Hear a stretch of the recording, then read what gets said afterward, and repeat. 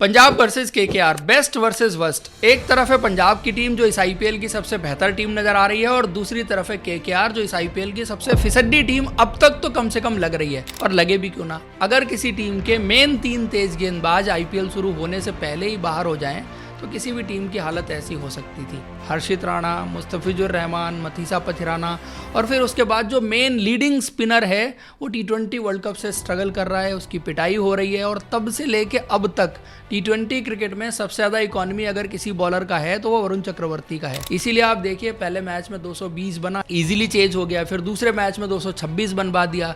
तो मेनली गेंदबाजी के फ्रंट पर ये टीम स्ट्रगल करती हुई नजर आ रही है। तो ऐसे में सवाल कुछ कप्तानी पर भी उठते हैं कि कप्तानी कैसी हुई है, लेकिन कप्तान तो कहेगा कि मुझे तो बॉलर ही नहीं मिल रहे, और जब बॉलर नहीं मिल रहे तो मैं कैसे कप्तानी करके दिखाऊं। लेकिन अजिंक्य रहाणे के सामने कुछ सवाल हैं जो पिछले मैच के बाद आए थे। मेनली उनकी बल्लेबाजी को टारगेट करने की बात निकली थी, जिस पर अजिंक्य रहाणे ने कहा कि लोग मेरे से जेलस हैं और ये सब बातें कर रहे हैं। देखो, बात में उनकी भी दम है कि अगर सिर्फ अजिंक्य रहाणे को उनके स्ट्राइक रेट की वजह से, उनकी रेपुटेशन की वजह से टारगेट किया जा रहा है तो ये गलत है। अगर आप स्ट्राइक रेट देखने जाएंगे अजिंक्य रहाणे का, तो पिछले 3 साल का उनका 150 प्लस का स्ट्राइक रेट है। स्पेशली जब वो सीएसके गए थे उस साल उनका स्ट्राइक रेट था 172.49। उन्होंने 16 छक्के भी उस सीजन लगाए थे। और पिछले साल केकेआर के लिए उनका स्ट्राइक रेट था 147.73 और उन्होंने पिछले सीजन जो है वो 20 छक्के लगाए थे। तो उनकी बल्लेबाजी अच्छी चल रही है, अच्छे स्ट्राइक रेट से खेल रहे हैं। स्ट्राइक रेट की प्रॉब्लम रहाणे के साथ कई साल पहले होती थी। 2023 के सीजन से स्ट्राइक रेट की प्रॉब्लम अजिंक्य रहाणे के साथ उतनी ज़्यादा देखने को नहीं मिली, क्योंकि career strike rate Ajinkya Rahane का 125 के आसपास है। और कई बार होता है कि उसकी वजह से प्लेयर की एक रेपुटेशन बिल्ड हो जाती है कि ये खिलाड़ी छक्के नहीं मार सकता, उतनी तेज़ी से रन नहीं बना सकता, और फिर लोग उसको टारगेट करते हैं और इसीलिए अजिंक्य रहाणे टारगेट हो रहे हैं। जबकि उनके जो समकक्ष प्लेयर हैं उनके मुकाबले आप कंपेयर करेंगे तो अजिंक्य रहाणे का स्ट्राइक रेट जो है वो थोड़ा बेटर ही निकलेगा। फॉर एग्जाम्पल, आप अगर विराट कोहली के स्ट्राइक रेट से कंपेयर कर लें, विराट कोहली का पिछले 3 साल का स्ट्राइक रेट 146 समथिंग है और अजिंक्य रहाणे का पिछले 3 साल का स्ट्राइक रेट 150 के आसपास का है। तो स्ट्राइक रेट में उनसे बेटर हैं। रन विराट कोहली से उन्होंने जरूर काफ़ी कम बनाए हैं, बट अगर सिर्फ स्ट्राइक रेट की ही चर्चा हो रही है और अजिंक्य रहाणे को सिर्फ इसीलिए टारगेट किया जा रहा है कि उतनी तेज़ी से रन नहीं बना सकते, चौके छक्के नहीं लगा सकते, तो उस मामले में आप उनके छक्के भी देख सकते हैं, उनका स्ट्राइक रेट भी देख सकते हैं और अजिंक्य रहाणे उस जगह कम से कम सही है। और यहाँ पर एक चीज़ तो है, कप्तानी वाली बात जब आती है तो कप्तानी के वो फर्स्ट चॉइस कंटेंडर तो थे नहीं। केकेआर की टीम को कप्तान नहीं मिला, एंड में जाके उन्होंने कप्तान बना दिया। बट जब अगर प्लेयर है, खेल रहा है, तो आई थिंक फिर फैंस को भी चाहिए कि उसको खेलने दिया जाए फ्रीडम के साथ। पहला मैच भी आपने देखा था कि जहाँ पर उन्होंने अच्छी बल्लेबाजी की, अच्छे स्ट्राइक रेट के साथ भी खेले, अच्छी इंटेंट के साथ भी खेले, और एक मैच में फेल हुए, उसके बाद पूरी हाय तौबा मचनी शुरू हो गई। ये मुझे लगता है कि गलत है, अनजस्टिफाइड है किसी भी प्लेयर के साथ। देखो, इंडियन प्लेयर्स हैं और इंडिया के लिए इतने लंबे टाइम तक खेले हैं तो आईपीएल खेलना तो डिजर्व करते हैं। एक राय बहुत लोगों की रहती है कि यार नहीं, पुराने प्लेयर्स को नहीं खेलना चाहिए, नए प्लेयर्स को ही लेके आना चाहिए। MS धोनी सरीके प्लेयर खेल रहे हैं, या रोहित शर्मा खेल रहे हैं, या विराट कोहली खेल रहे हैं। यार, ये प्लेयर आईपीएल में नहीं खेलेंगे, इंडियन प्रीमियर लीग में नहीं खेलेंगे, तो क्या पीएसएल में जाके खेलेंगे, बिग बैश लीग में जाके खेलेंगे? जब तक वो खेलना चाहते हैं तब तक वो खेल सकते हैं। इंडियन क्रिकेट को इतना सर्व उन्होंने किया है।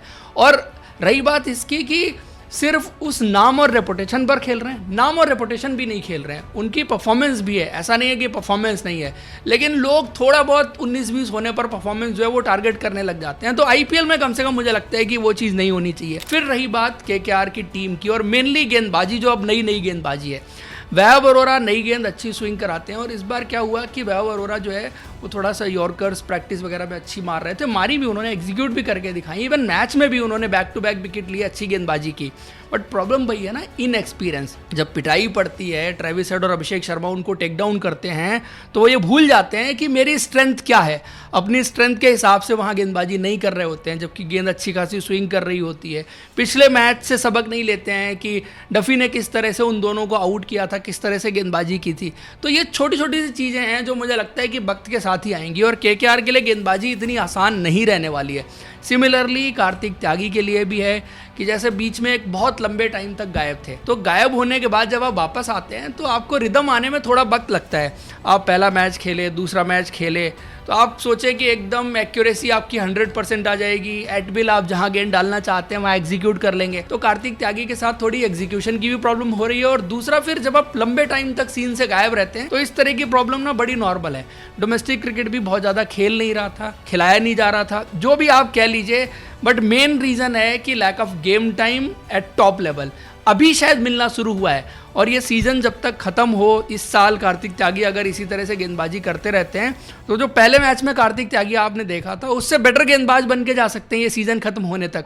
लेकिन तब तक क्या इस प्लेइंग 11 में बने रहेंगे, ये मुझे लगता है कि बड़ा सवाल रहेगा। फिर ये जो इन्होंने फॉरेन फास्ट बॉलर लिया, ब्लेसिंग मुजरबानी, अब ब्लेसिंग है क्या है मैं नहीं कह सकता, बट यार ये वो बॉलर नहीं है जो आपको एक मैच जिता सकता है आईपीएल में या ट्रॉफी जिताने वाला गेंदबाज। वो बॉलर तो कम से कम मेरी नज़र में नहीं है। वरुण चक्रवर्ती अब 2 मैचेस हो चुके हैं, कितने मैचेस उनको और दिए जाएं ये देखने के लिए कि उनको थोड़ा सा ब्रेक की जरूरत है। और कई बार इस तरह का ब्रेक जब प्लेयर को दिया जाता है तो उसके लिए काफी हेल्पफुल भी होता है, तो उसके लिए वापसी करना थोड़ा सा आसान बन जाता है। अदरवाइज इसी डर्रे पे चलते रहेंगे, पिटाई होती रहेगी और कहानी आगे बढ़ती रहेगी। शायद एक टाइम के बाद इनको कॉल लेना पड़ेगा, अगले 2 मैच और मैक्सिमम, उसके बाद इनको कॉल लेना चाहिए कि क्या ये दक्ष कामरा को खिलाना चाहते हैं या इनके पास प्रशांत सोलंकी भी हैं लेग स्पिनर के रूप में, उनको खिला सकते हैं। अनुकूल रॉय को पिछले मैच में इन्होंने गेंदबाजी करवाई लेकिन सिर्फ 2 ओवर कराए। मैं बहुत सरप्राइज था और मैंने कहा भी था पिछले मैच के प्रीव्यू में कि अगर वरुण चक्रवर्ती की पिटाई हो रही है तो आप उनको कम ओवर कराओ, आप अनुकूल रॉय के ओवर बढ़ा दो, अनुकूल रॉय के 4 ओवर पूरे कराओ, वरुण चक्रवर्ती को 2 कराओ। और देखो अगर जिस दिन उनको विकेट मिल जाते हैं उस दिन आप ज़्यादा कराओ, जिससे कि उनका कॉन्फिडेंस बिल्ड हो और पहले वाला वरुण चक्रवर्ती आपको दोबारा से नजर आने लगे। लेकिन इधर उल्टा हुआ, वरुण चक्रवर्ती अपने ओवर कर रहे हैं, अनुकूल रॉय जिन्होंने 2 ओवर में अच्छी गेंदबाजी की थी उनको और 2 ओवर दिए ही नहीं गए। तो वो फिर एक कप्तान की गलती भी यहाँ पर आती है कि वो एक टैक्टिकल एरर जो है वो कप्तान की तरफ से भी देखने को मिली। फिर आ जाइए केकेआर की बल्लेबाजी पर। बल्लेबाजी में आपको दिखेगा कि सब कुछ सही है, बैटिंग ऑर्डर अच्छा है, लेकिन मेन प्रॉब्लम क्या है, ये सीजन शुरू होने से भी पहले मैंने बात की थी कि नारायण अगर ओपन करते हैं तो उसके 2 एडवांटेज हैं। पहला कि आपकी बैटिंग डेप्थ बढ़ जाती है, नंबर 8 तक आपके पास बल्लेबाजी ऑटोमेटिकली आ जाती है। और दूसरा, आपके पास टॉप ऑर्डर में 2 ऐसे खूंखार बल्लेबाज हो जाते हैं जिनसे कोई भी गेंदबाज खौफ खाएगा। नरेन रन बनाए या ना बनाए, बट उसका प्रेशर अलग रहता है और वो सामने वाली टीमों की प्लानिंग पूरी तरह से चेंज करवा देता है। एक तरह का हड़कंप तो सामने वाले खेमे में मच जाता है। अब अजिंक्य रहाणे ने यहाँ पर खुद ओपन करने का फैसला कर लिया। शायद खुद 3 खेलते मेरे हिसाब से बेस्ट रहता उनकी टीम के पॉइंट ऑफ व्यू से अगर देखो, बट अब जो भी हो, नंबर 5 तक तो आपको कहानी ठीक दिख रही है कि Rahane, Finn Allen, Angkrish Raghuvanshi, Cameron Green, Rinku Singh 5 number खेल रहे हैं, यहाँ तक ठीक है। प्रॉब्लम शुरू होती है नंबर 6 से, जहाँ पर आपके पास अनुकूल रॉय हैं, फिर उसके बाद आपके पास सुनील नारायण है और मेन सबसे बड़ी प्रॉब्लम जो बन गए हैं वो रमनदीप सिंह है। रमनदीप सिंह का स्ट्राइक रेट 120 का भी नहीं है पिछले 2 सीजन में। एक सीजन उनका अच्छा गया, एज अ फिनिशर खेल रहे हैं, रेपुटेशन उन्होंने बिल्ड की, सब कुछ हुआ, बट स्ट्राइक रेट कहाँ है? और वो कोई भी गेम ऐसा नहीं है उनके पास दिखाने के लिए जो एज अ फिनिशर उन्होंने फिनिश करके दिखा दिया हो। तो आई थिंक रमनदीप सिंह को वहाँ से इनको निकालने की जरूरत है और रमनदीप सिंह को थोड़ा सा ऊपर यूज़ करना पड़ेगा, शायद नंबर 6 की पोजीशन पर। और 6 बैट्समैन अगर आपके पास ठीक हैं तो आपका काम चल जाएगा। फिर अनुकूल राय और सुनील नारायण हैं आपके पास, जरूरत पड़ने पर थोड़े बहुत रन होंगे। रमनदीप सिंह को उस 8 नंबर की पोजीशन से बाहर निकालना पड़ेगा। वहाँ पे 2 चीज़ें हुई, शायद उनको उतना ज़्यादा गेम टाइम नहीं मिला। एक और चीज़ जो 2 साल पहले इमर्जिंग एशिया कप के टाइम मैंने पॉइंट आउट की थी कि बिल्कुल डेथ में जब रमनदीप सिंह बल्लेबाजी करने के लिए आते हैं तो वहाँ पर यॉर्कर के अगेंस्ट उनके कुछ चैलेंजेस हैं। वो मैच मुझे अभी भी याद है कि उन्होंने फिनिश नहीं किया था जहाँ पर कुछ अच्छी यॉर्कर डल गई थी उनको। तो अगर थोड़ा पहले बल्लेबाजी करने के लिए आ जाएं और थोड़ा टाइम उनको मिल जाए, उनके लिए भी बेटर हो सकता है और शायद ये केकेआर की टीम के लिए भी बेटर हो सकता है। तो बैटिंग ऑर्डर में थोड़ा सा माइनर सा ट्विक इनको करना पड़ेगा, अदरवाइज टीम की हालत तो मुझे वैसे काफ़ी पतली लग रही है। बट दूसरी तरफ पंजाब है ना, पंजाब ऐसी टीम दिख रही है जिसने पहले 2 मैच में ऐसा खेल दिया है कि बाकी सभी टीमें इस टीम के खिलाफ खेलने से डरेंगी। आप बैटिंग ऑर्डर देखो यार, प्रियांश आर्या ने जो पारी खेली है यार, कितनी फ्लुएंट इनिंग थी। मतलब ऐसा लग रहा था कि वैभव सूर्यवंशी के बारे में बात करते हैं कि वीडियो गेम चल रहा है। प्रियांश आर्या क्या खेल रहे थे, जिधर मर्जी उधर, और इस ईज के साथ ये बंदा शॉट मारता है ना, इतना एफर्टलेस हिटिंग इसकी होती है कि मतलब पावर आपको दिखती नहीं है, प्योर टाइमिंग, पहला चौका बिल्कुल बल्ले का सीधा फेस दिखाया और प्रॉपर क्रिकेटिंग शॉट्स होते हैं, आपको कोई स्लॉगिंग नहीं दिखेगी, कोई अनऑर्थोडॉक्स शॉट्स नहीं दिखेंगे, आपको क्रॉस बैटेड शॉट तभी दिखेगा जब एकदम पीछे की बॉल हो, आगे की बॉल पे आपको मिड विकेट टारगेट करते हुए कभी नहीं दिखेंगे उस तरह से। तो एक अलग लेवल पर प्रियांश आर्या बैटिंग करते हैं और ये बंदा भी अलग है, प्रभसिमरन सिंह भी ठीक बल्लेबाजी कर रहे हैं। और अगर यंग इंडियन बैट्समैन में देखो ना तो सबसे बेहतर ये ओपनिंग पेयर है। फिर कूपर कॉनली ने पहले मैच में जिस तरह से रन बना दिया और वो भी बड़ा टैलेंटेड प्लेयर है यार। और ये पहले मैच में जो साइंस उन्होंने दिखाए वो सब तो है ही, हम पहले भी डिस्कस कर रहे थे उनके टैलेंट की, बट जो टेम्परामेंट था, पारी जिस तरह से उन्होंने कंस्ट्रक्ट की, आगे बढ़ाई और फिर मैच फिनिश किया, ये चीज़ है ना, मतलब पहले मैच में जब आप किसी प्लेयर के साथ देखते हो तो आपको अंदाजा दे जाती है कि प्लेयर का पोटेंशियल क्या है। फिर जो शॉट्स मेकिंग उनकी जिस तरह से रही, जिस ईज़ के साथ वो शॉट्स लगाते हैं, श्रेयस अय्यर भी फॉर्म में वापस आ गए, पिछले मैच में उन्होंने जिस तरह से रन बनाए, हालांकि वो तो फॉर्म से कहीं गए भी नहीं थे, खेले नहीं थे बहुत टाइम से, पहले मैच में जल्दी आउट हो गए तो थोड़े से लोगों को डाउट्स आ गए थे।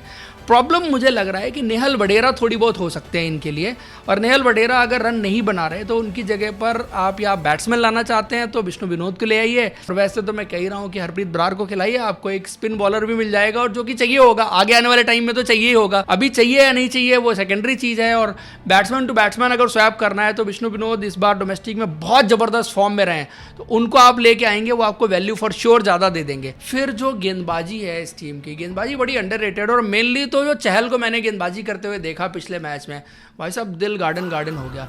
बहुत दिनों के बाद किसी लेग स्पिनर को मैंने इस तरह से गेंदबाजी करते हुए देखा, इस तरह का कंट्रोल, इस तरह की ड्रिफ्ट, वो डिप जिस तरह से उनको मिल रहा था और गेंद टर्न हो रही थी, और जिस पेस पर उन्होंने ऑपरेट किया 70 यार, मतलब ये मजाक नहीं है। अच्छा, लोगों को क्या लगता है कि धीमा गेंद डालना आसान है, एक्चुअली धीमा गेंद डालना कंट्रोल के साथ ज्यादा मुश्किल है। आपको अगर गेंद की पेस ज्यादा कम करनी पड़ जाए और आपको कहा जाए कि टिप्पा सही डालना है, गेंद घुमानी भी है, टर्न भी होनी चाहिए, ड्रिफ्ट भी होनी चाहिए, वो ज्यादा स्किल का काम है जो यूजी चहल करके दिखा रहे हैं। बाकी उनका दिमाग तो है ही कि कब किसको स्लाइडर डाल देनी है, कब किसको तेज डाल देनी है, कब किसको बाहर खिला देनी है, कब किसको अंदर मार देनी है। और यूजी चहल आई थिंक अभी तक पिछले 4-5 सीजन में सबसे बेहतर गेंदबाजी इस सीजन कर रहे हैं। मैं बहुत सरप्राइज था, पिछले मैच में उन्होंने सिर्फ 3 ही ओवर की गेंदबाजी की, चौथा ओवर उनको कराना चाहिए था, भले ही शिवम दुबे सामने थे, हालांकि पंजाब ने मैच जीत लिया तो उस पर कोई कंप्लेंट नहीं होगी, बट स्टिल उनको आप शिवम दुबे के सामने भी गेंदबाजी करवा सकते थे। जिस स्मार्टनेस के साथ वो गेंदबाजी कर रहे थे, शिवम दुबे को भी आउट करने की पूरी काबिलियत वो रखते हैं। उसके बाद मार्को यानसन, और हर जगह वो विकेट ले ही रहे हैं, उनको आप नई गेंद दें, पुरानी गेंद दें, मिडिल में दें, तो वो भी एकदम वेल शॉटेड है। विजय कुमार वैसे डोमेस्टिक का सीजन उनका अच्छा नहीं गया, बट आईपीएल शुरू होते ही वो अपने पुराने रंग में लौट आए हैं। और इस प्लेयर के बारे में मुझे कभी ये डाउट नहीं था कि इनकी काबिलियत क्या है, किस तरह से है, क्या स्किल सेट है। वो हमेशा से कि ऑलराउंड फास्ट बॉलर हैं, आप इनको कभी भी किसी भी स्टेज पे गेंदबाजी करवा सकते हैं।